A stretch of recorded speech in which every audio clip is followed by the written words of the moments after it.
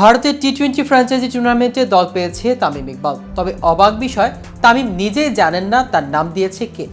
ভারতের লখনৌ ভিত্তিক টি-20 franchise tournament B cricket লিগের ড্রাফট থেকে তামিম ইকবালকে এমপি টাইগার্স নিয়েছে বলে খবর ছড়িয়েছে।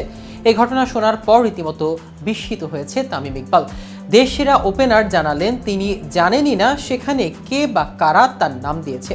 তাহলে কিভাবে দল পেলেন তামিম? এর আসল রহস্য কি, তা নিয়ে বিস্তারিত থাকছে আজকের প্রতিবেদনের বাকি অংশে। কেটিভি ক্রিকেট চ্যানেল থেকে আপনাদের সাথে আছি আমি মাহমুদুর রহমান সিয়াম।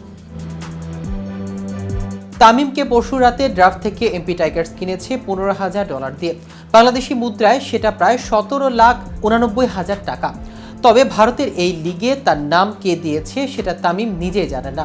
আজকের পত্রিকাকে বাংলাদেশের এই বাহাতি ব্যাটার বলেন, ভাই আমার নাম কে দিয়েছে আমি নিজে জানি না। আমি না জানলে খেলার প্রশ্ন কোত্থেকে আসে?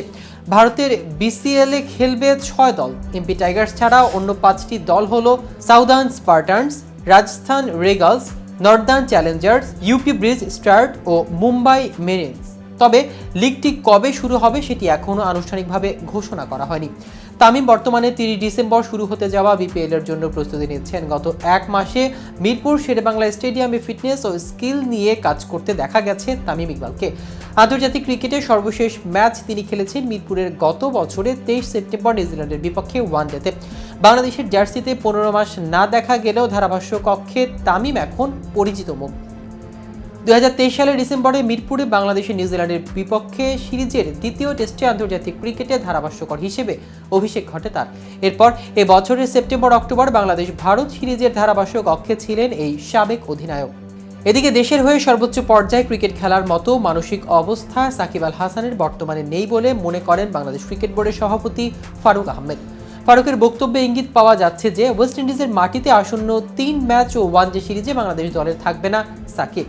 স্থানীয় একটি হোটেলে আসন্ন বিপিএল এর মাস্কট উন্মোচন অনুষ্ঠানে রোববার ফারুক সাংবাদিকদের বলেন, সাকিব সম্পর্কে আমি আসলেই খুব একটা উত্তর দিতে পারছি না। তিনি আরো বলেন, যখন আমাকে বারবার জিজ্ঞাসা করা হয় তখন আমি নিজেই বিব্রত হই।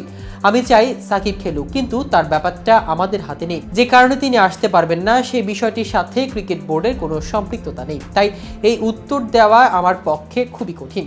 আইন প্রয়োগকারী সংস্থা আছে, আদালত আছে, তাদের বিষয়টি সমাধান করতে হবে। দেশের বাইরে থেকে পাকিস্তান ও ভারতের মাটিতে সিরিজ খেলেছেন ক্ষমতাচ্যুত আওয়ামী লীগ সরকারের সাবেক সংসদ সদস্য সাকিব আল হাসান। সর্বশেষ গত সেপ্টেম্বরে ভারতের মাটিতে বাংলাদেশের হয়ে খেলেছিলেন সাকিব। ওই সময় টি-20 থেকে অবসরে ঘোষণা দেওয়ার পাশাপাশি দক্ষিণ আফ্রিকার বিপক্ষে ঘরের মাঠে ক্যারিয়ারের শেষ টেস্ট ম্যাচ খেলার ইচ্ছা পোষণ করেছিলেন। কিন্তু নিরাপত্তাজনিত কারণে দেশে ফিরতে পারেনি সাকিব, কারণ জুলাইয়ের গণ আন্দোলন নিয়ে তার বিরুদ্ধে হত্যা মামলা করা হয়েছে। তো ভিউয়ার্স, ভিডিওটি সম্পর্কে আপনাদের কোনো মতামত থাকলে আমাদের কমেন্ট করে জানাতে পারেন। সাথে সাথে নিয়মিত ক্রিকেট আপডেট পেতে কেটিভি ক্রিকেটের সাথেই থাকুন। ধন্যবাদ সবাই।